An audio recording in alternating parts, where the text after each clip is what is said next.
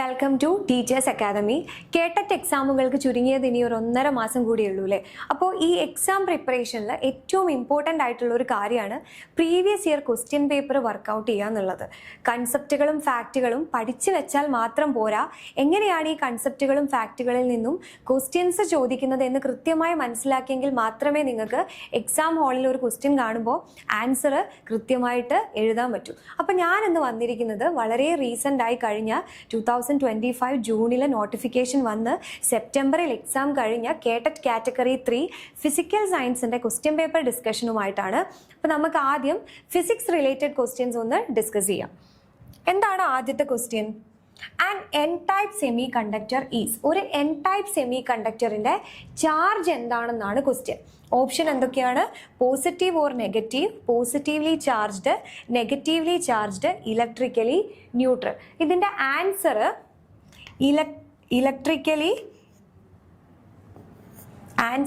Electrically neutral എന്നാണ്. അപ്പോൾ എന്താണ് ഒരു എൻ ടൈപ്പ് സെമി കണ്ടക്ടർ എന്ന് പറഞ്ഞാൽ എത്ര ടൈപ്പ് സെമി കണ്ടക്ടർ ഉണ്ട്? നമുക്ക് 2 ടൈപ്പ് സെമി കണ്ടക്ടർ ഉണ്ട്. ഒന്ന് ഇൻട്രൻസിക് സെമി കണ്ടക്ടറും അടുത്തത് എന്താ? എക്സ്ട്രൻസിക് സെമി കണ്ടക്ടറും. എന്താണ് ഒരു ഇൻട്രൻസിക് സെമി കണ്ടക്ടർ എന്ന് പറഞ്ഞാൽ പ്യുവർ ഫോമിലുള്ള സെമി കണ്ടക്ടറുകളെയാണ് നമ്മൾ ഇൻട്രൻസിക് സെമി കണ്ടക്ടർ എന്ന് വിളിക്കുന്നത്.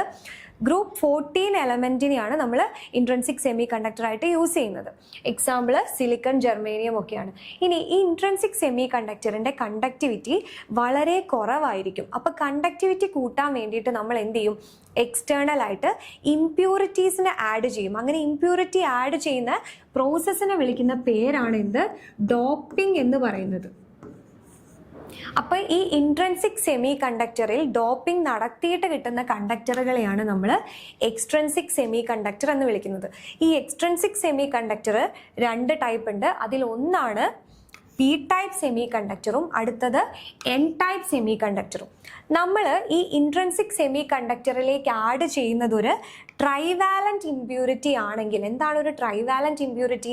വാലൻസി 3 വരുന്ന ആറ്റങ്ങളെ അല്ലെങ്കിൽ എലമെന്റുകളെയാണ് നമ്മൾ ട്രൈവാലന്റ് എലമെന്റ്സ് എന്ന് വിളിക്കുന്നത്.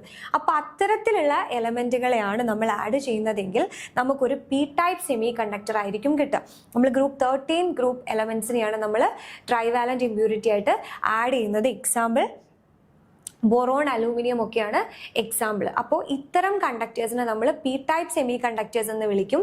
ഇവിടുത്തെ മെജോറിറ്റി ചാർജ് കാരിയേഴ്സ് എന്ന് പറയുന്നത് ഹോൾസ് ആയിരിക്കും. പോസിറ്റീവ്ലി ചാർജ്ഡ് കാരിയേഴ്സ് നമ്മൾ ഹോൾസ് എന്നാണ് വിളിക്കുന്നത്. അപ്പോൾ പി ടൈപ്പിലെ മെജോറിറ്റി ചാർജ് കാരിയേഴ്സ് ആരാണ്? ഹോൾസ് ആണ്. ഇനി എന്താണ് N type semi conductor?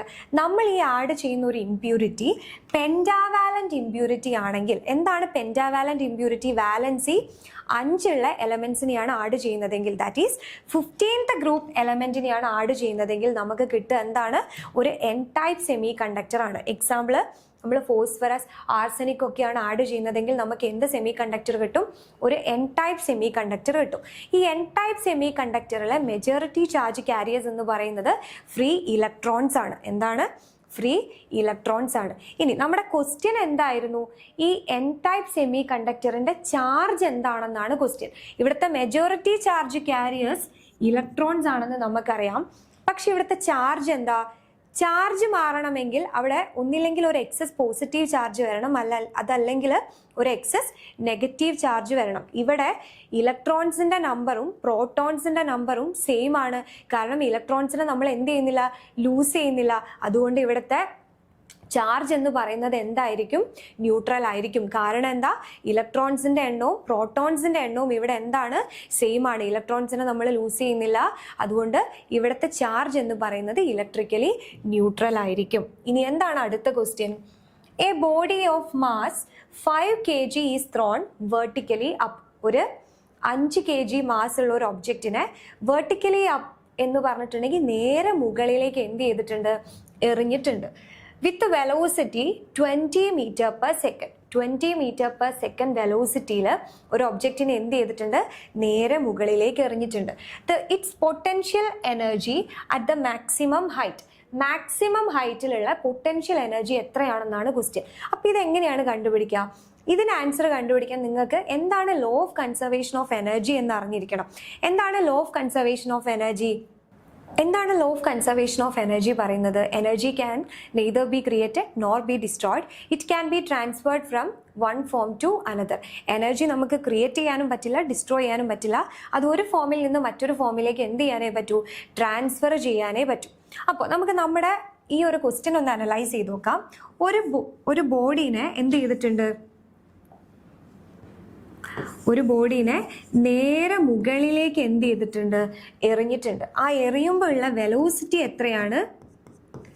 20 m/s വെലോസിറ്റിയിൽ ഒരു ഒബ്ജക്റ്റിനെ നേരെ മുകളിലേക്ക് എറിഞ്ഞിട്ടുണ്ട്.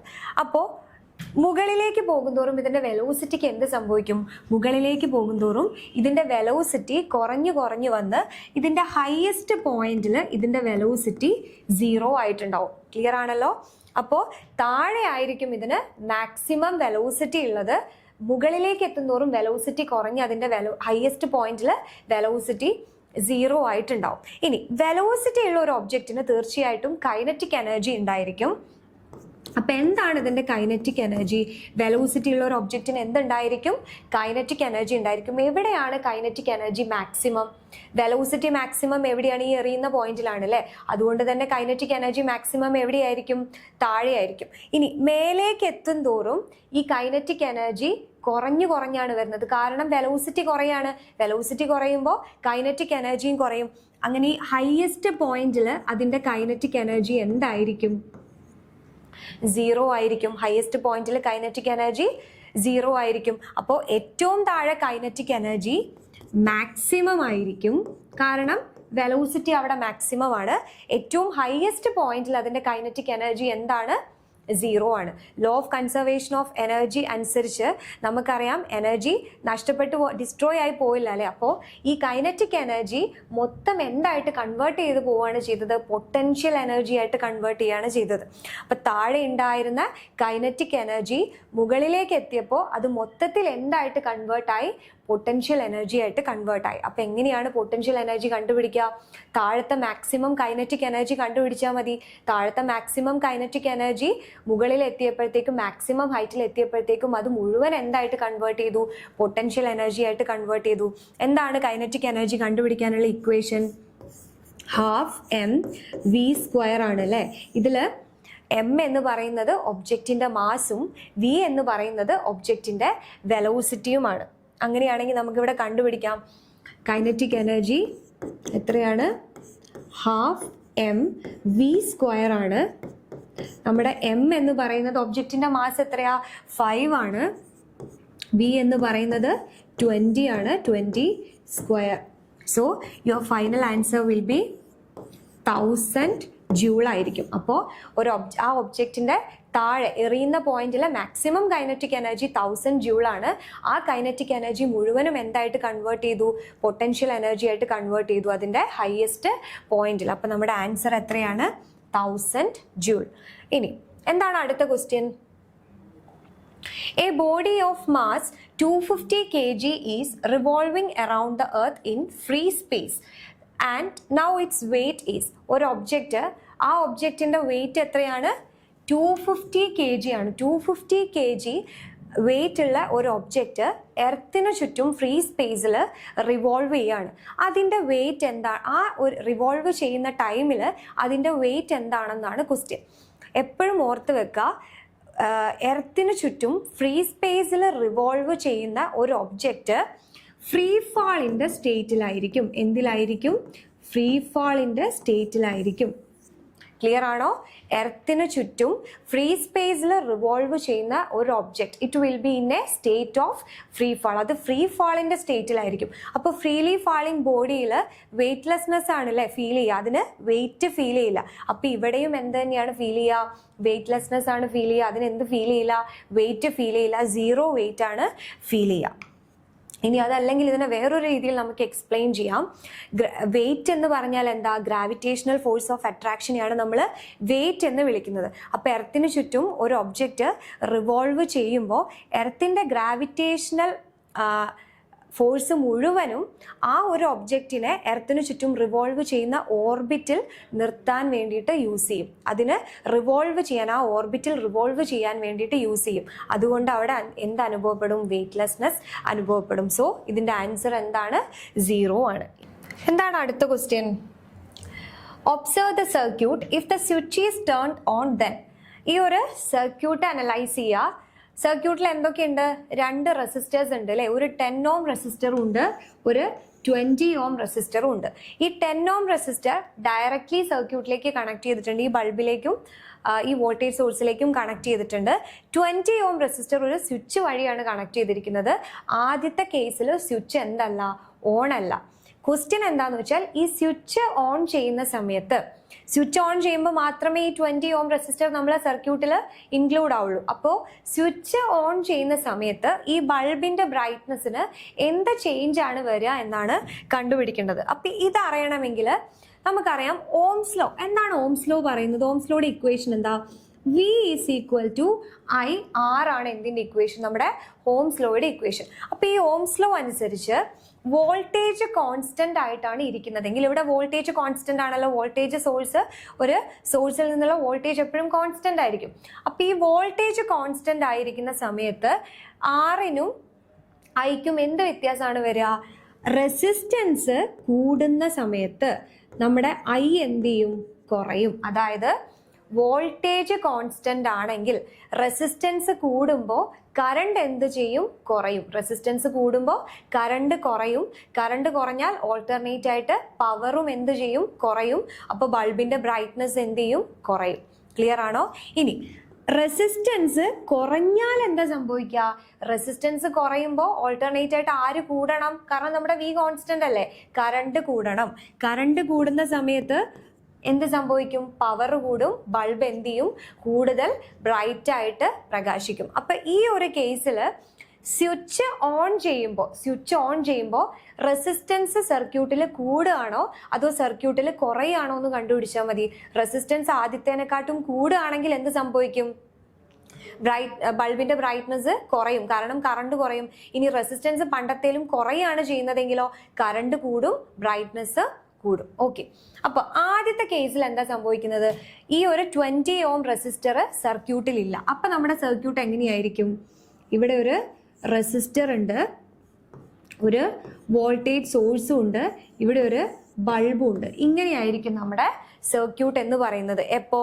ഈ ഒരു സ്വിച്ച് ഓൺ ആക്കാത്ത സമയത്ത്. അപ്പോൾ ഇതിലുള്ള റെസിസ്റ്റൻസ് എന്ന് പറയുന്നത് എത്രയേ ഉള്ളൂ? 10 ഓം റെസിസ്റ്റൻസേ ഉള്ളൂ. ഇതാണ് ഏത് കേസ്? സ്വിച്ച് ഓഫ് ആയിട്ടുള്ള കേസ്. അപ്പൊ അവിടുത്തെ റെസിസ്റ്റൻസ് എത്രയാണ്? 10 ഓം ആണ്. ഇനി ഈ സ്വിച്ച് ഓൺ ചെയ്യുമ്പോൾ എന്താണ് സംഭവിക്കുക? സ്വിച്ച് ഓൺ ചെയ്യുമ്പോൾ ഈ 20 ഓം റെസിസ്റ്റൻസും കൂടെ എന്തിൽ ഇൻക്ലൂഡ് ആവും? നമ്മുടെ സർക്യൂട്ടിൽ ഇൻക്ലൂഡ് ആവും. അത് മാത്രമല്ല ഈ 10 ഓം റെസിസ്റ്ററിനോട് പാരലൽ ആയിട്ടാണ് ആര് ഇൻക്ലൂഡ് ആവുന്നത്? ഈ 20 ഓം റെസിസ്റ്റൻസ് ഇൻക്ലൂഡ് ആവുന്നത്. അപ്പൊ നമ്മുടെ സർക്യൂട്ട് എങ്ങനെയാണ് വരിക? അപ്പോൾ ഇങ്ങനെയാണ് നമ്മുടെ സർക്യൂട്ട് വരിക. ഇതിൽ ഒരെണ്ണം 10 ഓം റെസിസ്റ്ററിൻ്റെയും അടുത്തത് 20 ഓം റെസിസ്റ്ററിൻ്റെയും ആയിരിക്കും. ഇനി ഇതിലുള്ള എഫക്റ്റീവ് റെസിസ്റ്റൻസ് എങ്ങനെയാണ് കണ്ടുപിടിക്കുക? എങ്ങനെയാണ് ഒരു പാരലൽ സർക്യൂട്ടിൽ അല്ലെങ്കിൽ ഒരു പാരലൽ കോമ്പിനേഷനിൽ റെസിസ്റ്റൻസ്, ടോട്ടൽ റെസിസ്റ്റൻസ് കണ്ടുപിടിക്കുക? അതിന് നമുക്ക് ഇക്വേഷൻ ഉണ്ട് അല്ലേ? എന്താണ് നമ്മുടെ equation? 1/R is equal to 1/R1 plus 1/R2. ഇതിൽ R1 എന്താ? 10 ഓം ആണ്. R2 എന്താ? 20 ഓം ആണ്. നമുക്കത് സബ്സ്റ്റിറ്റ്യൂട്ട് ചെയ്യാം. 1/10 പ്ലസ് 1/20 വരും. ഇത് സോൾവ് ചെയ്താൽ നമുക്ക് എത്ര കിട്ടും? 30 ഡിവൈഡഡ് ബൈ 200 കിട്ടും. നമുക്കിവിടെ കിട്ടിയത് എന്താ? 1/R ആണ് കിട്ടിയത്. നമുക്ക് കിട്ടേണ്ടത് എന്താണ്? R ആണ് കിട്ടേണ്ടത്. അപ്പോൾ R കണ്ടുപിടിക്കാൻ ഇതിൻ്റെ റെസിപ്രോക്കൽ എടുത്താൽ മതിയല്ലോ. അപ്പോൾ 200/30 വരും. ഇറ്റ് വിൽ ബി അപ്രോക്സിമേറ്റ്ലി 6.67 ഓം ആയിരിക്കും. അപ്പോൾ ഈ ഒരു സ്വിച്ച് ഓൺ ചെയ്തപ്പോൾ എന്ത് സംഭവിച്ചു? 20 ഓം റെസിസ്റ്ററും കൂടെ നമ്മുടെ സർക്യൂട്ടിൽ ഇൻക്ലൂഡ് ആയി. 20 ഓമും 10 ഓമും കൂടെ പാരലൽ കോമ്പിനേഷനിലാണുള്ളത്. പാരലൽ കോമ്പിനേഷനിൽ നമ്മൾ ടോട്ടൽ എഫക്റ്റീവ് റെസിസ്റ്റൻസ് കണ്ടുപിടിച്ചപ്പോൾ എത്രയാണ് കിട്ടിയത്? 6.67 ആണ്. അപ്പോൾ ഓൺ സ്റ്റേറ്റിലുള്ള റെസിസ്റ്റൻസ് എന്ന് പറയുന്നത് എത്രയാണ്? 6.67 ഓം ആണ്. അപ്പോൾ ഇവിടെ എന്താ സംഭവിച്ചേ? റെസിസ്റ്റൻസ് കുറയാണ് ചെയ്തത്. റെസിസ്റ്റൻസ് കുറയുമ്പോൾ സ്വാഭാവികമായിട്ടും ആര് കൂടും? കറണ്ട് കൂടും. കറണ്ട് കൂടുമ്പോൾ എന്തും കൂടും? ബ്രൈറ്റ്നസ്സും കൂടും. അപ്പോൾ നമ്മുടെ ആൻസർ എന്താണ്? The brightness of the bulb will increase. Option B ആണ് ആൻസർ. ഇനി എന്താണ് അടുത്ത question? The following are the nichrome wires. ഇത് നാലും എന്താണ്? നിക്രോം വയേഴ്സ് ആണ്. P has the highest resistivity, S has the highest resistivity, R has the highest resistivity. All of them have the same resistivity. എന്താണ് ഇതിന്റെ answer? ഇത് nichrome wire ആണ് അല്ലെ. എല്ലാം നിക്രോം വയർ ആണ്. എല്ലാം സെയിം മെറ്റീരിയൽ കൊണ്ടുമാണ് ഉണ്ടാക്കിയിരിക്കുന്നത്. എന്താണ് റെസിസ്റ്റിവിറ്റി എന്ന് പറഞ്ഞാൽ? റെസിസ്റ്റിവിറ്റി എന്ന് പറഞ്ഞാൽ ഒരു ഒബ്ജക്റ്റ് അല്ലെങ്കിൽ ഒരു മെറ്റീരിയൽ ഒരു പെർട്ടിക്കുലർ ടെമ്പറേച്ചറിൽ കറണ്ടിന് കൊടുക്കുന്ന ഫ്ലോ അല്ലെങ്കിൽ കറണ്ടിൻ്റെ ഫ്ലോയിന് റെസിസ്റ്റ് ചെയ്യാനുള്ള എബിലിറ്റി, ഒരു പെർട്ടിക്കുലർ മെറ്റീരിയലിന് ഒരു പെർട്ടിക്കുലർ ടെമ്പറേച്ചറിൽ എന്തിന്? കറണ്ടിൻ്റെ ഫ്ലോയിന് റെസിസ്റ്റ് ചെയ്യാനുള്ള എബിലിറ്റിനെയാണ് നമ്മൾ റെസിസ്റ്റിവിറ്റി എന്ന് വിളിക്കുന്നത്. ഇത് ആ മെറ്റീരിയലിൻ്റെ ഒരു ഇൻട്രൻസിക് പ്രോപ്പർട്ടിയാണ്. ഇൻട്രൻസിക് പ്രോപ്പർട്ടി എന്ന് പറഞ്ഞത് മെറ്റീരിയലിൻ്റെ മാത്രം സവിശേഷതയാണ്. അത് അതിൻ്റെ ലെങ്ത്തിനെ, സൈസിനെ, ഷേപ്പിനെ, കളറിനെ ഒന്നും ഡിപ്പെൻഡ് ചെയ്യുന്നില്ല. ഒരു പെർട്ടിക്കുലർ ടെമ്പറേച്ചറിൽ ആ മെറ്റീരിയലിന് മാത്രമേ അത് എന്ത് ചെയ്യുന്നുള്ളൂ? ഡിപ്പെൻഡ് ചെയ്യുന്നുള്ളൂ. അപ്പം റെസിസ്റ്റിവിറ്റി എന്ന് പറയുന്നത് ഒരു മെറ്റീരിയലിൻ്റെ എന്ത് പ്രോപ്പർട്ടിയാണ്? ഇൻട്രൻസിക് പ്രോപ്പർട്ടിയാണ്. അത് ഡിപ്പെൻഡ് ചെയ്യുന്നത് ആ മെറ്റീരിയലിനെയും ആ മെറ്റീരിയൽ അപ്പം ഉള്ള ടെമ്പറേച്ചറിനെയുമാണ്. അപ്പം നമ്മുടെ ഈ ക്വസ്റ്റ്യൻ്റെ ആൻസർ എന്താണ്? ഇതെല്ലാം നിക്രോം വയേഴ്സ് ആണല്ലോ. ഇതെല്ലാം നിക്രോം വയേഴ്സ് ആണ്. അപ്പം എല്ലാം ഒരേ മെറ്റീരിയൽ കൊണ്ടാണ് ഉണ്ടാക്കിയിരിക്കുന്നത്. അപ്പം എല്ലാത്തിൻ്റെ റെസിസ്റ്റിവിറ്റിയും എന്തായിരിക്കും? സെയിം ആയിരിക്കും. നമ്മുടെ ഓപ്ഷൻ ഡി ആണ് answer. All of them have the same resistivity. ഇനി ഈ റെസിസ്റ്റിവിറ്റിക്ക് പകരം റെസിസ്റ്റൻസ് ആണ് ചോദിച്ചതെങ്കിലോ? റെസിസ്റ്റൻസ് എന്ന് പറയുന്നത് ഒരു എക്സ്ട്രൻസിക് പ്രോപ്പർട്ടിയാണ്. അത് അതിൻ്റെ സൈസിനെയും ഷേപ്പിനെയും എന്ത് ചെയ്യും? ഡിപ്പെൻഡ് ചെയ്യും. നമുക്ക് ഇക്വേഷൻ ഉണ്ട് അല്ലേ? നമ്മുടെ റെസിസ്റ്റിവിറ്റി ആർ എന്ന് പറയുന്നത് rho into L by A ആണ്. ഇതിൽ ഈ റോ എന്ന് പറഞ്ഞ റെസിസ്റ്റിവിറ്റി ആണ്, അതൊരു കോൺസ്റ്റന്റ് ആണ്. എൽ എന്ന് പറയുന്നത് ലെങ്ത് ആണ്. എ എന്ന് പറയുന്നത് ഏരിയ ഓഫ് ക്രോസ് സെക്ഷൻ ആണ്. അപ്പോൾ ഈ ഒരു ഇക്വേഷൻ അനുസരിച്ച് ലെങ്ത് കൂടുന്ന സമയത്ത് നമ്മുടെ റെസിസ്റ്റൻസ് എന്ത് ചെയ്യും? കൂടും. ഏരിയ ഓഫ് ക്രോസ് സെക്ഷൻ കൂടുമ്പോൾ റെസിസ്റ്റൻസ് എന്ത് ചെയ്യും? കുറയും. അപ്പോൾ റെസിസ്റ്റിവിറ്റി ആണ് ചോദിച്ചതെങ്കിൽ ഒരു മെറ്റീരിയലിന്റെ റെസിസ്റ്റിവിറ്റി എപ്പോഴും ഒരു പെർട്ടിക്കുലർ ടെമ്പറേച്ചറിൽ എന്തായിരിക്കും? കോൺസ്റ്റന്റ് ആയിരിക്കും. അത് അതിൻ്റെ സൈസിനെയും ഷേപ്പിനെയും കളറിനെയും ഒന്നും എന്ത് ചെയ്യുന്നില്ല? ഡിപ്പെൻഡ് ചെയ്യുന്നില്ല. ഇനി നേരെ മറിച്ച് റെസിസ്റ്റൻസ് ആണ് നിങ്ങളുടെ ക്വസ്റ്റ്യനിൽ ചോദിച്ചതെങ്കിൽ അത് എന്ത് ചെയ്യും? അതിൻ്റെ ലെങ്ത്തിനെയും ഏരിയ ഓഫ് ക്രോസ് സെക്ഷനെയും എന്ത് ചെയ്യുന്നുണ്ട്? ഡിപ്പെൻഡ് ചെയ്യുന്നുണ്ട്. ഇനി എന്താണ് അടുത്ത question? In A transformer NS is to NP is equal to 3:4. NS എന്ന് പറഞ്ഞാൽ number of turns in secondary is to number of turns in primary. രണ്ട് പ്രൈമറി കോയിലെയും സെക്കൻഡറി കോയിലെയും നമ്പർ ഓഫ് ടേൺസിന്റെ റേഷ്യോ തന്നിട്ടുണ്ട്. എത്രയാണ്? 3:4 ആണ്. ക്വസ്റ്റ്യൻ എന്താ? The power in the primary coil. Primary കോയിലെ പവർ എന്ന് പറയുന്നത് എത്രയാണ്? 120 വാട്ട് ആണ്. Power in secondary coil. Secondary കോയിലെ പവർ എത്രയാണെന്നാണ് ക്വസ്റ്റ്യൻ. ഒരു ഐഡിയൽ ട്രാൻസ്ഫോമറിന്റെ പ്രൈമറിയിലെ പവറും സെക്കൻഡറിയിലെ പവറും ഈക്വൽ ആയിരിക്കും. നിങ്ങൾ പഠിച്ചു വെക്കുക. എന്താണ്? ഒരു ഐഡിയൽ ട്രാൻസ്ഫോമറിന്റെ പ്രൈമറിന്റെ പവർ തന്നെയായിരിക്കും എന്തിൻ്റെ പവറും? സെക്കൻഡറിൻ്റെ പവറും. അപ്പോൾ ഐഡിയൽ ട്രാൻസ്ഫോമർ എന്ന് പറഞ്ഞാൽ എന്താ?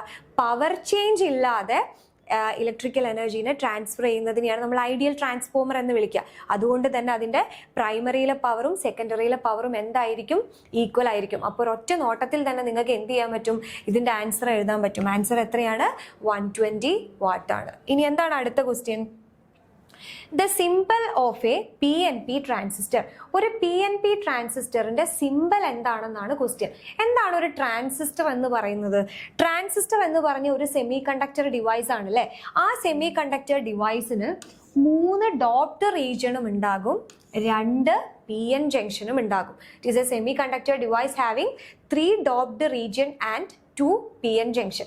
2 തരം ട്രാൻസിസ്റ്റേഴ്സ് ആണുള്ളത്. ഒന്ന് NPN ട്രാൻസിസ്റ്ററും അടുത്തത് PNP ട്രാൻസിസ്റ്ററും.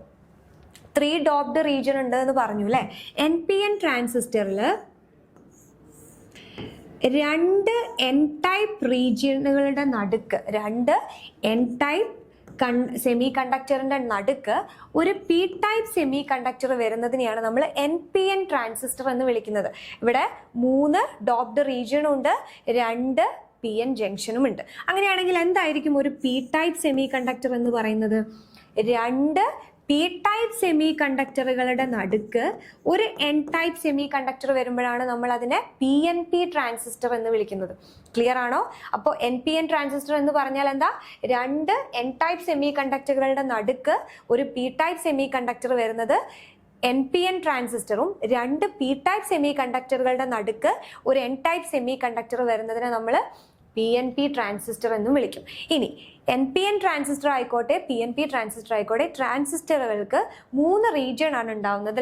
ആദ്യത്തേതാണ് എമിറ്റർ, രണ്ടാമത്തത് ബേസ്, മൂന്നാമത്തത് കളക്ടർ. ഈ എമിറ്റർ എന്ന് പറയുന്നത് ഹെവിലി ഡോപ്ഡ് ആയിരിക്കും, അതിന്റെ സൈസ് മോഡറേറ്റ് സൈസ് ആയിരിക്കും. അതുപോലെ തന്നെ ബേസ് എന്ന് പറയുന്നത് ലൈറ്റ്ലി ഡോപ്ഡ് ആയിരിക്കും, വെരി തിന്നും ആയിരിക്കും. ഇനി കളക്ടർ എന്ന് പറയുന്നത് മോഡറേറ്റ്ലി ഡോപ്ഡ് ആയിരിക്കും, സൈസ് ലാർജ് ആയിരിക്കും. എമിറ്റർ ഹെവിലി ഡോപ്ഡ് ആയതുകൊണ്ട് തന്നെ അതിലായിരിക്കും മെജോറിറ്റി ചാർജ് ക്യാരിയേഴ്സ് ഉണ്ടാവും. അപ്പൊ ചാർജിനെ എമിറ്റ് ചെയ്യുക അല്ലെങ്കിൽ കറണ്ടിനെ എമിറ്റ് ചെയ്യാണ് ആരുടെ ജോലി? എമിറ്ററുടെ ജോലി. അതിനെ കളക്ട് ചെയ്യാണ് ആരുടെ ജോലി? കളക്ടറിന്റെ ജോലി. അപ്പൊ ഇത് നമ്മുടെ എമിറ്ററും ഇത് നമ്മുടെ ബേസും ഇത് നമ്മുടെ കളക്ടറുമാണ്. ഇതിലാണെങ്കിൽ ഇത് എമിറ്റർ, ഇത് ബേസ്, ഇത് കളക്ടർ. ഇനി നമുക്ക് അറിഞ്ഞിരിക്കേണ്ടത് എങ്ങനെയാണ് ഒരു NPN ട്രാൻസിസ്റ്ററും PNP ട്രാൻസിസ്റ്ററും സിമ്പിൾ രൂപത്തിൽ വരയ്ക്കുക, അല്ലെങ്കിൽ അതിൻ്റെ സിമ്പിൾ എന്താണെന്നാണ്. NPN ട്രാൻസിസ്റ്റർ ആണെങ്കിലും PNP ട്രാൻസിസ്റ്റർ ആണെങ്കിലും നമുക്ക് 3 റീജിയൺ വേണം അല്ലേ? ഒരു എമിറ്റർ വേണം, ഒരു കളക്ടർ വേണം, അതേപോലെ തന്നെ ഒരു ബേസും വേണം. ഓക്കെ,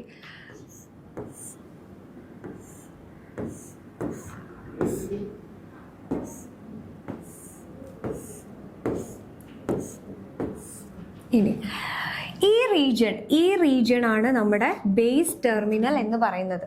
ക്ലിയർ ആണോ? ഈ റീജിയൺ ആണ് നമ്മുടെ ബേസ് റീജിയൺ എന്ന് പറയുന്നത്.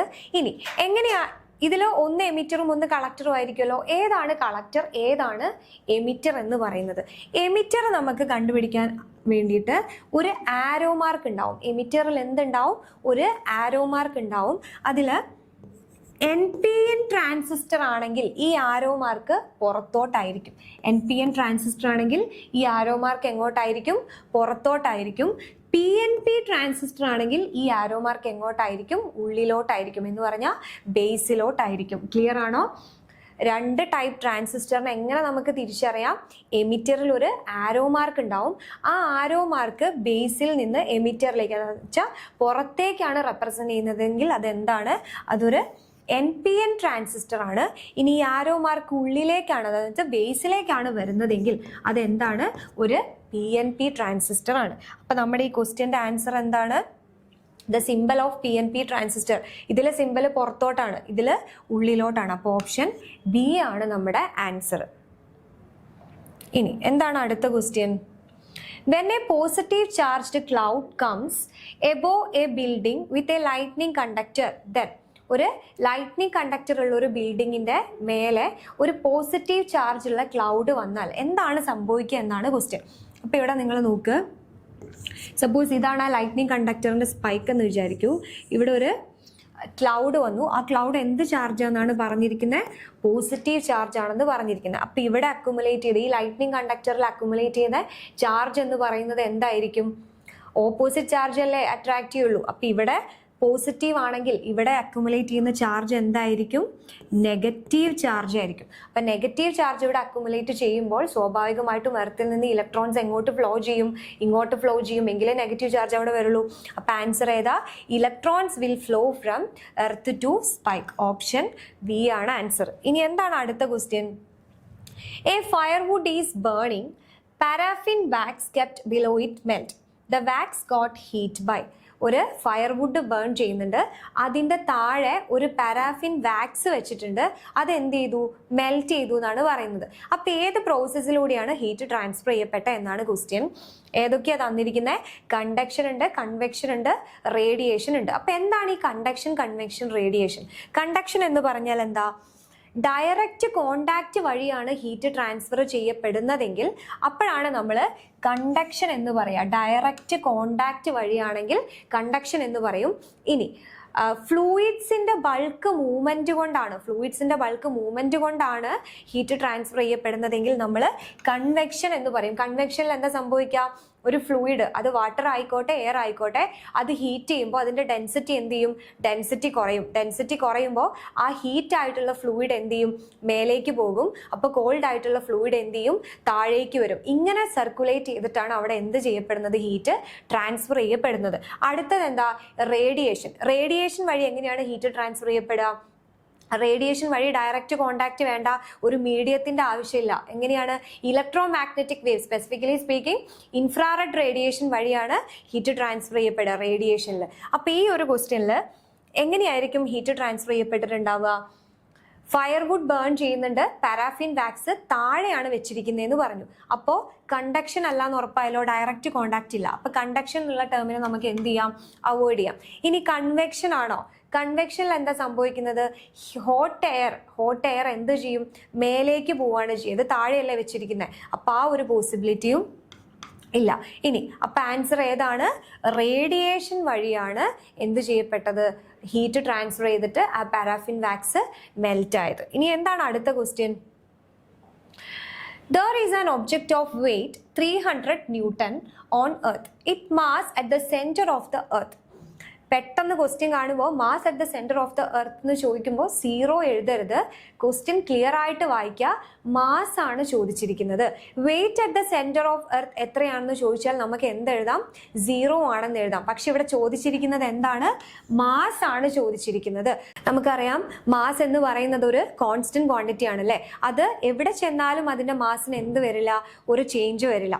നമുക്ക് ക്വസ്റ്റ്യനിൽ വെയിറ്റ് തന്നിട്ടുണ്ട്. എങ്ങനെയാണ് മാസ് വെച്ച് വെയിറ്റ് കണ്ടുപിടിക്കുക? നമുക്ക് ഈ ഇക്വേഷൻ അറിയാം അല്ലെ. വെയിറ്റ് എന്ന് പറഞ്ഞാൽ mass into acceleration due to gravity ആണ്. Mass into acceleration due to gravity m/g ആണ് നമ്മുടെ വെയിറ്റ് എന്ന് പറയുന്നത്. അപ്പൊ എർത്തിലുള്ള വെയിറ്റ് തന്നിട്ടുണ്ടല്ലോ. എത്രയാണ്? 300 ന്യൂട്ടൺ ആണെന്ന് തന്നിട്ടുണ്ട്. ഈ 300 ന്യൂട്ടൺ എന്ന് പറഞ്ഞാൽ മാസ് ഇൻറ്റു ജി ആണല്ലോ. ജിയുടെ വാല്യൂ 10 ആണെന്ന് ക്വസ്റ്റ്യനിൽ തന്നിട്ടുണ്ട്. ഇനി ഇൻ കേസ് നിങ്ങൾ ക്വസ്റ്റ്യൻ പേപ്പറിൽ തന്നിട്ടില്ലെങ്കിൽ 9.8 എടുത്തിട്ട് എന്ത് ചെയ്യാം. അപ്പോൾ മാസ് എങ്ങനെ കണ്ടുപിടിക്കാം? 300 ഡിവൈഡഡ് ബൈ 10, അതായത് ജി ചെയ്താൽ നമ്മുടെ ആൻസർ എത്ര കിട്ടും? 30 കിലോഗ്രാം ആണ്. അപ്പോൾ നമ്മുടെ ആൻസർ എത്രയാണ്? 30 കിലോഗ്രാം. ഇനി എന്താണ് അടുത്ത question? The frequency of sound produced by Galton whistle is. എന്താണ് ഗാൾട്ടൺ വിസിൽ? ഗാൾട്ടൺ വിസിൽ എന്ന് പറഞ്ഞാൽ ഡോഗുകളെ ട്രെയിൻ ചെയ്യിക്കാൻ യൂസ് ചെയ്യുന്ന വിസിലാണ് ഗാൾട്ടൺ വിസിൽ എന്ന് പറയുന്നത്. ഇതിനെ സൈലന്റ് വിസിൽ എന്നും ഡോഗ് വിസിൽ എന്നൊക്കെ പറയും. ഇനി ഗാൾട്ടൺ വിസിൽ ഏത് ഫ്രീക്വൻസി റേഞ്ചിലുള്ള സൗണ്ടാണ് പുറത്തുവിടുന്നത്? അൾട്രാസോണിക് റേഞ്ചിലുള്ള സൗണ്ട് വേവ്സിനെയാണ് ഏത് പുറത്തുവിടുന്നത്? Galton whistle പുറത്തുവിടുന്നത്. നമുക്ക് അൾട്രാസോണിക് സൗണ്ട് ഓഡിബിൾ ആണോ? എന്താണ് നമ്മുടെ ഓഡിബിൾ റേഞ്ച്? നമ്മുടെ ഓഡിബിൾ റേഞ്ച് എന്ന് പറയുന്നത് 20 hertz to 20,000 hertz, that is 20 hertz to 20 kilohertz ആണ് നമ്മുടെ ഓഡിബിൾ റേഞ്ച് എന്ന് പറയുന്നത്. ഈ 20 കിലോ ഹെർട്സിന് മേലെ ഫ്രീക്വൻസി വരുന്ന ശബ്ദങ്ങളെയാണ് അല്ലെങ്കിൽ സൗണ്ടിനെയാണ് നമ്മൾ അൾട്രാസോണിക് സൗണ്ട് എന്ന് പറയുന്നത്. അപ്പോൾ ഈ അൾട്രാസോണിക് സൗണ്ട് നമുക്ക് ഓഡിബിൾ ആണോ? അല്ല. അതുകൊണ്ടാണ് അൾട്രാസോണിക് സൗണ്ട് പ്രൊഡ്യൂസ് ചെയ്യുന്ന വിസിലിന് സൈലന്റ് വിസിൽ എന്നുകൂടി പറയുന്നത്. അപ്പൊ ഇതിന്റെ ആൻസർ എന്താണ്? The frequency of sound produced by Galton whistle ഏതാ? More than 20 kilohertz. ഈ ഒരു ഓഡിബിൾ റേഞ്ച് കൃത്യമായിട്ട് പഠിച്ചു വെക്കുക. പല എക്സാമുകളിലും ചോദിച്ചിട്ടുണ്ട് ഹ്യൂമൻസിന്റെ ഓഡിബിൾ റേഞ്ചിന്റെ ഫ്രീക്വൻസി എത്രയാണെന്നുള്ളത്. ഇനി അടുത്തത്, a person walks 30 metre along level ground with a load of mass 40 kg on his head. ഒരാള് എത്രയാ 40 kg ഹെഡിൽ വെച്ചിട്ട് എന്ത് ചെയ്യാണ്? ഒരു ലെവൽ റോഡിലൂടെ നടക്കുകയാണ്. ഈ so the work done by the force on the load against the gravity. ഗ്രാവിറ്റിക്കെതിരായിട്ട് ചെയ്ത വർക്ക് എത്രയാണ്, ഇയാൾ തലയിൽ ലോഡ് വെച്ച് നടക്കുമ്പോൾ ഗ്രാവിറ്റിക്കെതിരായി ചെയ്ത വർക്ക് എത്രയാണെന്നാണ് കണ്ടുപിടിക്കേണ്ടത്. എന്താണ് വർക്ക് ഡൺ കണ്ടുപിടിക്കാനുള്ള ഇക്വേഷൻ? നമുക്കറിയാം W = F.D ആണ്. F.D എന്ന് പറഞ്ഞാൽ FD cos തീറ്റയാണ്. അതിൽ F എന്ന് പറഞ്ഞാൽ ഫോഴ്സ് ആണ്, D എന്ന് പറഞ്ഞാൽ ഡിസ്പ്ലേസ്മെന്റ് ആണ്, തീറ്റ എന്ന് പറഞ്ഞാൽ എന്താ, ഈ ഫോഴ്സിന്റെയും ഡിസ്പ്ലേസ്മെന്റും, ഫോഴ്സിന്റെ ഡയറക്ഷനും ഡിസ്പ്ലേസ്മെന്റിന്റെ ഡയറക്ഷനും തമ്മിലുള്ള ആംഗിൾ ആണ് എന്ത് പറയുന്നത്, തീറ്റ എന്ന് പറയുന്നത്. ഫോർ എക്സാമ്പിൾ, ഈ ഡയറക്ഷനിലാണ് നമ്മുടെ ഡിസ്പ്ലേസ്മെന്റ്, ഈ ഡയറക്ഷനിലാണ് നമ്മുടെ ഫോഴ്സ് എങ്കിൽ ഈ ഡയറക്ഷനിൽ ഡിസ്പ്ലേസ്മെന്റും ഈ ഡയറക്ഷനിൽ ഫോഴ്സും ആണെങ്കിൽ ഇവരെ തമ്മിലുള്ള ആംഗിൾ ആണ് എന്ത്, ഈ തീറ്റ എന്ന് പറയുന്നത്. ഇനി എന്താണ് നമ്മുടെ ക്വസ്റ്റ്യൻ? ഇങ്ങനെ ഒരാൾ നടക്കുന്നുണ്ട്, അപ്പോൾ എങ്ങോട്ടാണ് ഡിസ്പ്ലേസ്മെന്റ് വരുന്നത്? ഈ ഡയറക്ഷനിലാണ് ഡിസ്പ്ലേസ്മെന്റ് വരുന്നത്. ഇനി ഏത് ഡയറക്ഷനിലാണ് ഫോഴ്സ് വരുന്നത്? Force done against the gravity, ഗ്രാവിറ്റിക്ക് എതിരായി ചെയ്യുന്ന വർക്കാണ് കണ്ടുപിടിക്കുന്നത്. അപ്പോൾ ഫോഴ്സും ഗ്രാവിറ്റിക്ക് എതിരായിരിക്കും. എങ്ങോട്ടാണ്? ഗ്രാവിറ്റിന്റെ ഡയറക്ഷൻ എന്ന് പറയുന്നത് വെർട്ടിക്കലി ഡൗൺവേർഡ് ആണ്, വെർട്ടിക്കലി ഡൗൺവേർഡ് ആണ്. അപ്പോൾ ഇതിനെതിരായിട്ടാണ് നമ്മളൊരു ഫോഴ്സ് കൊടുക്കുന്നത്. അപ്പോൾ ഇവിടെ നോക്ക്, ഡിസ്പ്ലേസ്മെന്റും ഫോഴ്സും ഏത് ഡയറക്ഷനിലാണ്? പെർപെൻഡിക്കുലർ ഡയറക്ഷനിലാണ്. ഇവർ തമ്മിലുള്ള ആംഗിൾ എത്രയാണ്? 90 ഡിഗ്രി ആണ് ഇവർ തമ്മിലുള്ള ആംഗിൾ. അപ്പോൾ cos 90 എത്രയാ? cos 90 0 ആണ്. സോ അവിടുത്തെ വർക്ക് ഡൺ എത്രയായിരിക്കും? 0 ആയിരിക്കും. ഇനി എന്താണ് അടുത്ത question? What term describe the energy unavailable four work? Energy unavailable four work, work ചെയ്യാൻ യൂസ്ഫുൾ ആവാത്ത എനർജീനെ നമ്മൾ എന്താണ് വിളിക്കുന്നത് എന്നാണ് ക്വസ്റ്റ്യൻ. എന്താണ് ഇതിന്റെ ആൻസർ? എൻട്രോപ്പി ആണ് ഇതിന്റെ ആൻസർ. എന്താണ് എൻട്രോപ്പി എന്ന് പറഞ്ഞാൽ? എൻട്രോപ്പി എന്ന് പറഞ്ഞാൽ തെർമോഡൈനാമിക്സിൽ നമ്മൾ പഠിക്കുന്നതാണ് അല്ലേ. റാൻഡംനെസ് അല്ലെങ്കിൽ ഡിസോർഡർനെസ് ആണ് എൻട്രോപ്പി. സെക്കൻഡ് ലോ ഓഫ് തെർമോഡൈനാമിക്സിൽ എന്താണ് പറയുന്നത്? ഒരു പെർഫെക്റ്റ് ഹീറ്റ് എഞ്ചിൻ ഉണ്ടാക്കാൻ പറ്റില്ല എന്ന് പറഞ്ഞാൽ ഒരു ഹീറ്റിനെ കംപ്ലീറ്റ് വർക്കായിട്ട് എന്ത് ചെയ്യാൻ പറ്റില്ല? ട്രാൻസ്ഫർ ചെയ്യാൻ പറ്റില്ല. കുറച്ച് എനർജി അല്ലെങ്കിൽ കുറച്ച് ഹീറ്റ് എന്തായിപ്പോവും? അത് ഡിസിപ്പേറ്റ് ചെയ്ത് റാൻഡംനെസ് അല്ലെങ്കിൽ ഡിസോർഡർ ആയിട്ട് പോവും. അപ്പോൾ ആ ഒരു കൺസെപ്റ്റിൽ എൻട്രോപ്പി എന്ന് പറഞ്ഞാൽ അവൈലബിൾ ഒരു സിസ്റ്റത്തിന്റെ എനർജിയിൽ വർക്ക് ചെയ്യാൻ സാധിക്കാത്ത എനർജീനെയാണ് നമ്മൾ എൻട്രോപ്പി എന്ന് വിളിക്കുന്നത്. ഇനി എന്താണ് എൻതാൽപ്പി എന്ന് പറഞ്ഞാൽ? എന്താണ് എൻട്രോപ്പി?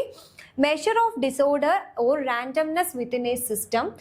ഒരു തെർമോഡൈനാമിക് കോണ്ടെക്സ്റ്റിൽ എങ്ങനെ പറയാം? It represent the energy of a system that is unavailable to do useful work. ഈ എൻട്രോപ്പി എന്ന് പറഞ്ഞാൽ വർക്ക് ചെയ്യാൻ യൂസ്ഫുൾ അല്ലാത്ത എനർജീനെ അല്ലെങ്കിൽ ഒരു യൂസ്ഫുൾ വർക്ക് ചെയ്യാൻ അവൈലബിൾ ആവാത്ത എനർജീനെയാണ് നമ്മൾ എന്തെന്ന് വിളിക്കുന്നത്? എൻട്രോപ്പി എന്ന് വിളിക്കുന്നത്. ഇനി എന്താണ് എൻതാൽപ്പി എന്ന് പറഞ്ഞാൽ? ഒരു കോൺസ്റ്റന്റ് പ്രഷറിൽ ഒരു സിസ്റ്റത്തിലുള്ള ഹീറ്റിനെയാണ് നമ്മൾ എൻതാൽപ്പി എന്ന് വിളിക്കുന്നത്. എന്താണ് ജിബ്സ് ഫ്രീ എനർജി? ജിബ്സ് ഫ്രീ എനർജി എന്ന് പറഞ്ഞാൽ ഒരു സിസ്റ്റത്തിൽ വർക്ക് ചെയ്യാൻ യൂസ്ഫുൾ ആയിട്ട് അല്ലെങ്കിൽ ആ ഒരു എനർജി യൂസ് ചെയ്തിട്ട് നമുക്ക് എന്ത് ചെയ്യാം? യൂസ്ഫുൾ വർക്ക് ചെയ്യാം. അത്തരം എനർജീനെയാണ് നമ്മൾ ജിബ്സ് ഫ്രീ എനർജി എന്ന് വിളിക്കുന്നത്. അവൈലബിൾ വർക്ക്, ഒരു പെർട്ടിക്കുലർ എമൗണ്ട് ഓഫ് എനർജി നമുക്ക് യൂസ്ഫുൾ വർക്കാക്കി എന്ത് ചെയ്യാൻ പറ്റും? കൺവേർട്ട് ചെയ്യാൻ പറ്റും. ആ എനർജീനെയാണ് നമ്മൾ ജിബ്സ് ഫ്രീ എനർജി എന്ന് വിളിക്കുന്നത്. ലാസ്റ്റ് എന്താണ് ഇന്റേണൽ എനർജി എന്ന് പറഞ്ഞാൽ? ഇന്റേണൽ എനർജി എന്ന് പറഞ്ഞാൽ ഒരു സിസ്റ്റത്തിന്റെ ടോട്ടൽ എനർജീനെയാണ്. അത് കൈനറ്റിക് എനർജീൻ്റെയും പൊട്ടൻഷ്യൽ എനർജീൻ്റെയും സമ്മാണ്. കൈനറ്റിക് എനർജി എന്ന് പറഞ്ഞാൽ അവിടെ ട്രാൻസ്ലേഷണൽ എനർജി, വൈബ്രേഷണൽ എനർജി, അതുപോലെ തന്നെ റൊട്ടേഷണൽ എനർജി വരും. പൊട്ടൻഷ്യൽ എനർജി എന്ന് പറയുമ്പോൾ മോളിക്യൂൾസിന്റെ ഇന്ററാക്ഷൻ തമ്മിലുള്ള എനർജി വരും. ഈ എല്ലാ എനർജികളുടെയും സമ്മിനെയാണ് നമ്മൾ ഇന്റേണൽ എനർജി എന്ന് വിളിക്കുന്നത്. അപ്പൊ നമ്മുടെ question, the term describe energy unavailable four work. Unavailable four work എന്ന് ചോദിച്ചാൽ ആൻസർ ഏതാണ്? എൻട്രോപ്പി ആണ്. ഇനി എന്താണ് അടുത്ത question? The velocity of A body of mass 10 kg changes from 60 meter per second to 20 meter per second in 4 seconds. If so, the force applied is. ഒരു ബോഡിയുടെ velocity, എത്ര മാസുള്ള ബോഡിയാണ്? മാസ് 10 kg ആണ്. 10 kg മാസുള്ള ഒരു ബോഡിയുടെ വെലോസിറ്റി എന്തായി? 60 metre per സെക്കൻഡിൽ നിന്ന് 20 മീറ്റർ പെർ സെക്കൻഡ് ആയി. അപ്പോൾ ഇവിടെ വെലോസിറ്റി കുറയാണ് അല്ലേ ചെയ്തത്. ഇവിടുത്തെ ഇനീഷ്യൽ വെലോസിറ്റി എന്താണ്? ആദ്യം ഉണ്ടായിരുന്ന വെലോസിറ്റി 60 മീറ്റർ പെർ സെക്കൻഡ് ആണ്. അത് എത്രയായെന്നാണ് പറഞ്ഞത്? ഫൈനൽ വെലോസിറ്റി എത്രയാണ്? 20 മീറ്റർ പെർ സെക്കൻഡ് ആയി എന്ന് പറഞ്ഞു. ഈ 60 മീറ്റർ പെർ സെക്കൻഡിൽ നിന്ന് 20 മീറ്റർ പെർ സെക്കൻഡ് ആവാൻ എത്ര സമയമെടുത്തു? അതും ക്വസ്റ്റ്യനിൽ തന്നിട്ടുണ്ട്. എത്ര സമയമെടുത്തു? എത്രയാണ്? 4 സെക്കൻഡ് ആണ് എടുത്തത്. ഓക്കെ, തന്നിരിക്കുന്നത് എന്താണ് നമ്മളോട് കണ്ടുപിടിക്കാൻ പറഞ്ഞിരിക്കുന്നത്?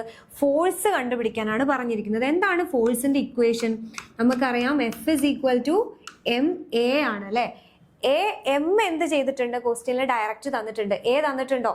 തന്നിട്ടില്ല. പക്ഷെ നമുക്ക് തന്നിരിക്കുന്ന ഡാറ്റാസ് വെച്ചിട്ട് എന്ത് കണ്ടുപിടിക്കണം? അല്ലെങ്കിൽ ആക്സിലറേഷൻ കണ്ടുപിടിക്കണം.